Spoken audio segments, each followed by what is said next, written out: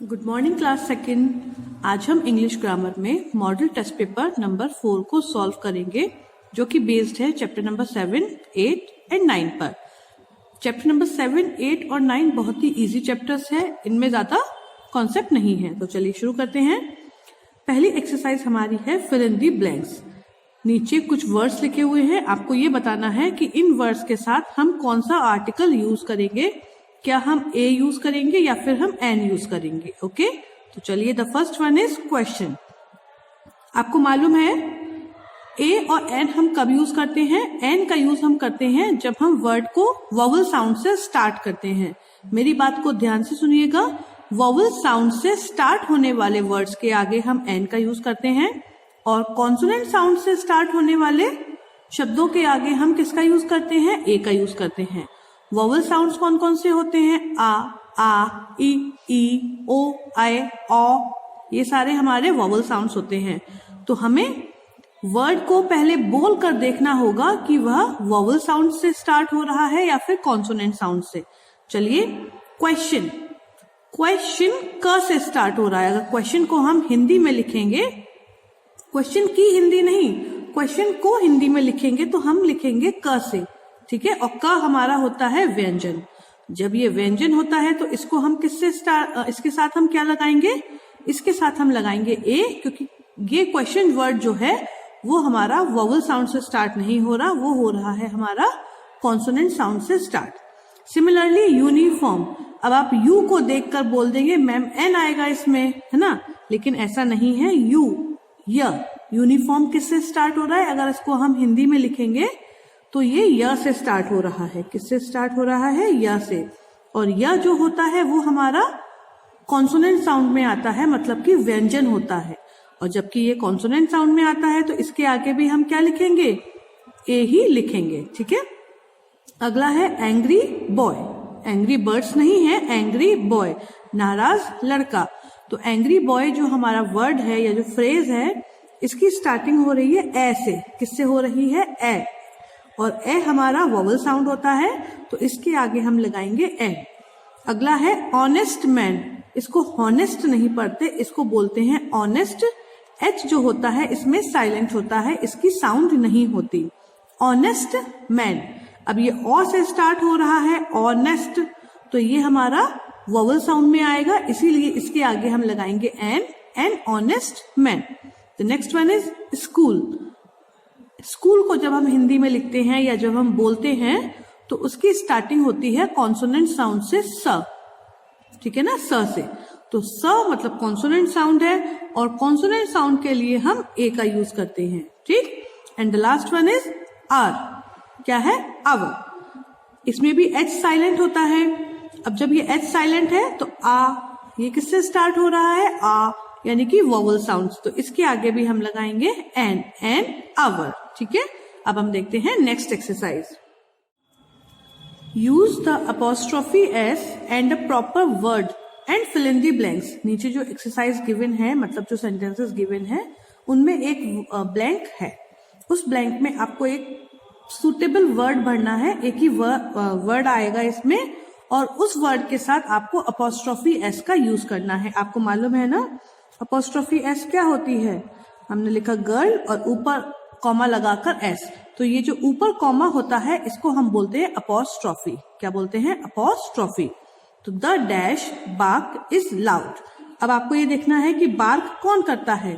कोई भी animal bark करता है क्या, नहीं। कौन करता है, डॉग। तो हम क्या लिख देंगे, the dogs bark is loud. क्या लिख देंगे, the dogs bark is loud. Next one, that dash dress is new and beautiful. That dash dress is new and beautiful. किसी के बारे में बात की जा रही है कि वह जो है, उसकी जो पोशाक है, उसके जो कपड़े हैं वो नए भी हैं और सुंदर भी हैं। तो हम क्या लिख सकते हैं, हम या तो बॉय लिख सकते हैं या गर्ल लिख सकते हैं, लेकिन इसके साथ गर्ल जो है वो ज्यादा सुटेबल होगा। तो दैट गर्ल्स, जैसे मैंने यहाँ पर लिखा ना girls, That girl's dress is new and beautiful, ठीक है। अब हम देखते हैं next sentences. The dash fur is used to make wool. अब आपको ये पता होना चाहिए कि जो वुल होता है वो किससे बनता है। बताइए किसके बालों से बनता है? Yes, sheep. तो द शीप्स फर, क्या लिखेंगे हम? The sheeps fur is used to make wool. Got it? Dash voice is very sweet, किसकी आवाज बहुत मीठी होती है? वैसे तो हम कुछ भी लिख सकते हैं, लेकिन अगर प्रॉपर आंसर हम चाहते हैं तो हम क्या लिखेंगे? कुकूज, यानी कि कोयल की। तो cuckoos voice is very sweet, या हम ये भी लिख सकते हैं कुकू, नहीं इसमें और कुछ नहीं लिख सकते। Cuckoos voice is very sweet, मैं सोच रही थी कुकू सैंग वेरी स्वीट, तो वहां पे हम अपॉस्ट्रोफी एस नहीं लगा सकते। Cuckoos voice is very sweet. And the last one, dash trunk is very long. अब आप बताइए ट्रंक क्या होता है? ट्रंक वो नहीं होता जो आप सोच रहे हैं, संदूक जिसमें अम्मा आपके दादी आपकी बहुत सारे कपड़े या रजाई कंबल भर के रखती हैं, नहीं। ट्रंक का मतलब है यहाँ पर सूंड। किसका मतलब है? सूंड से मतलब है। और सूंड किसकी होती है? हाथी की होती है। तो एलिफेंट्स ट्रंक, क्या लिखेंगे? Elephants trunk is very long. Elephants trunk is very long. Third one is tick the correct options. नीचे जो सेंटेंसेस लिखे हैं हर ब्लैंक में, जी हाँ, आज की एक्सरसाइजेस ब्लैंक के ऊपर ही बेस्ड है, क्योंकि ये जो चैप्टर्स थे ये कुछ ऐसे ही हैं कि इनमें हमें ब्लैंक ही करना पड़ेगा। तो इसमें आपको क्या करना है, हर ब्लैंक के लिए 2 ऑप्शंस गिवन हैं, उनमें से एक ऑप्शन बिल्कुल सूटेबल है, तो वही आपको इसमें फिल करना है। The first one is Kerala is known for dash spices. मतलब स्पाइसेस मतलब आपको पता है ना, मसाले। तो जो केरला जो स्टेट है वो अपने मसालों के लिए जाना जाता है। तो Kerala is known for dash spices. Option हमारे पास है इट्स या फिर हिज। तो बताइए क्या आएगा?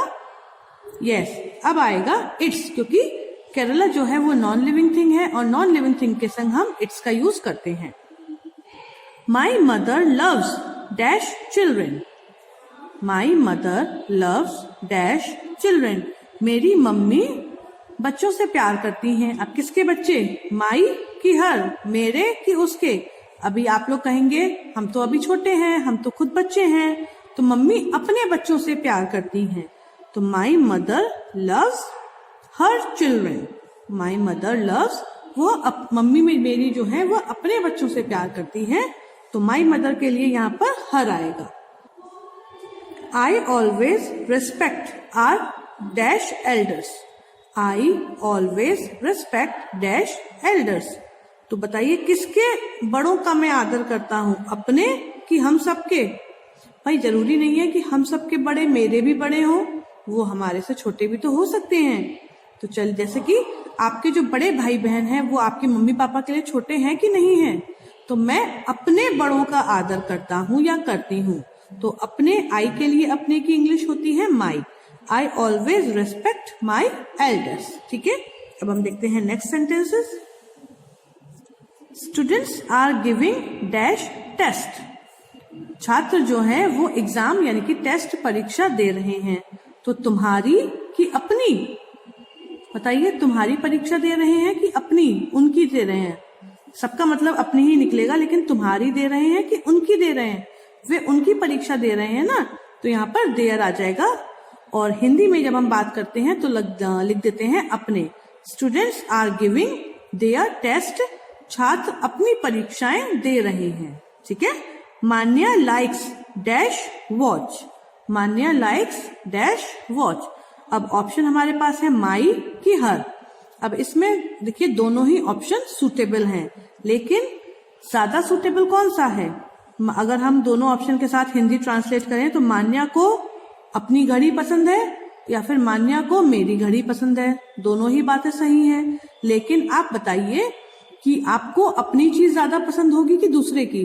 भाई मुझको तो अपनी चीज ज्यादा पसंद होगी, तो आपको जैसी पसंद है दूसरे की पसंद है तो आप हर लिख दीजिए। अगर आपको अपनी पसंद है तो माई लिख दीजिए। मैं तो माई फिल करूंगी क्योंकि मुझको अपनी चीजें ज्यादा पसंद है, ज्यादा प्यारी हैं। Manya likes her watch, sorry मैंने माई बोल दिया, हर आएगा। Manya likes her watch. The last one is Manya likes dash watch.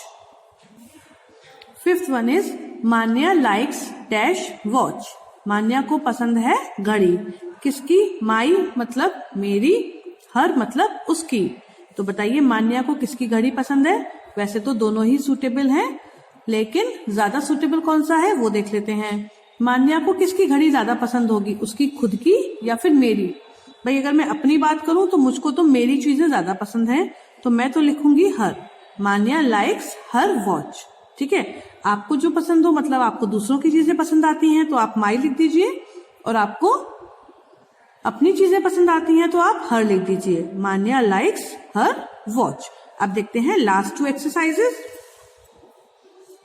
Right 5 countable and uncountable nouns. आपको क्या करना है? 5 काउंटेबल नाउन्स लिखने हैं और 5 अनकाउंटेबल नाउन्स लिखने हैं। काउंटेबल्स कौन से होते हैं? जो हम गिन सकते हैं। और अनकाउंटेबल कौन से होते हैं? जो हम नहीं गिन सकते। जैसे कि पहले हम अनकाउंटेबल की बात करते हैं। चॉकलेट हो गया, ठीक है, वाटर हो गया, ऑयल हो गया, और राइस हो गया, और क्या हो गया? एयर हो गया। ये सारे क्या हैं? ये सारे अनकाउंटेबल नाउन हैं। अब काउंटेबल में हम वैसे तो बहुत सारी चीजें लिख सकते हैं जो हम अपने आसपास देखते हैं, जैसे कि pen, pencil, eraser, notebook, book, cover, name slip, fan, light, bulb. They are uncountable, मतलब अनगिनत है, ये भी अनगिनत है। लेकिन अगर हमें अनकाउंटेबल को ही काउंटेबल बनाना है तो हम क्या करें? हम चॉकलेट को तो नहीं गिन सकते, लेकिन हम क्या कर सकते हैं? अब बार ऑफ चॉकलेट को गिन सकते हैं कि चॉकलेट का जो बार है, पीसेस ऑफ चॉकलेट है, उसको गिन सकते हैं। हम पानी को नहीं गिन सकते, लेकिन हम ग्लास ऑफ वाटर को, पानी के ग्लास को गिन सकते हैं, पानी की बूंदों को गिन सकते हैं, पानी के कंटेनर्स को गिन सकते हैं। और ऐसे ही अगर हम ले चावल, तो हम सीड्स ऑफ राइस मतलब चावल के दानों को गिन सकते हैं, हम चावल की बोरियों को गिन सकते हैं, हम चावल के डिब्बों को गिन सकते हैं। बात समझ में आ रही है? तो जो चीजें हम नहीं गिन सकते दे आर अनकाउंटेबल, और जो चीजें हम गिन सकते हैं दे आर अनकाउंटेबल। ऐसे ही होता है शुगर या सॉल्ट। तो हम नमक को तो नहीं गिन सकते, लेकिन नमक के पैकेट को तो गिन सकते हैं। कितने चम्मच नमक लिया हमने वो तो गिन सकते हैं ना। तो ऐसे ही काउंटेबल और अनकाउंटेबल आप लिख सकते हैं। Right 5 common nouns with their proper nouns. इस एक्सरसाइज को भी ध्यान से समझ लीजिए। पहले तो आपको 5 कॉमन नाउन लिखने हैं, और कॉमन नाउन भी ऐसे लिखिएगा जिनके आप प्रॉपर नाउन बना सकते हैं। जैसे कि बॉय, बॉय कॉमन है, इसका प्रॉपर क्या हो जाएगा? अर्जुन। गर्ल, गर्ल कॉमन है, इसका प्रॉपर नाउन क्या हो जाएगा? अवनी। बुक, बुक कॉमन है, उसका प्रॉपर नाउन क्या हो जाएगा? मेघदूत। या फिर माउंटेन, माउंटेन कॉमन है, इसका प्रॉपर नाउन क्या हो जाएगा? हिमालय। रिवर, रिवर कॉमन है, इसका proper noun Ganga. School common, proper noun Krishna public school. ठीक है ना। ऐसे ही काफी सारे कॉमन नाउन्स होते हैं जिनके प्रॉपर नाउन्स होते हैं, लेकिन यहाँ पर भी एक एक्सेप्शन होता है। अगर यहाँ पर हमने फ्रूट्स लिखा तो आप एप्पल को प्रॉपर नाउन में नहीं लिख सकते। अगर यहाँ पर आपने मैंगो लिखा तो फ्रूट्स लिखा है अगेन, तो मैंगो को प्रॉपर में नहीं लिख सकते, सैपोडिला को नहीं लिख सकते, वाटरमेलन को नहीं लिख सकते। सिमिलरली फ्लावर तो चल जाएगा कॉमन में, लेकिन फ्लावर में अगर आप रोज, लोटस, लिली और जैस्मिन ये सब आप लिखेंगे प्रॉपर नाउन में तो ये गलत हो जाएगा। ठीक है, ये सारे भी कॉमन नाउन में ही आते हैं। ओके, तो 5 कॉमन नाउन्स मैंने कौन कौन से बता दिए? Boy, girl, mountain, river, book, subject, these all are common noun, और इन्हीं के प्रॉपर नाउन लिख देने हैं आपको। ओके, तो ये थी 5 एक्सरसाइजेस जो आपको अपनी नोटबुक्स पर नोट डाउन करनी है। Good bye and have a good day.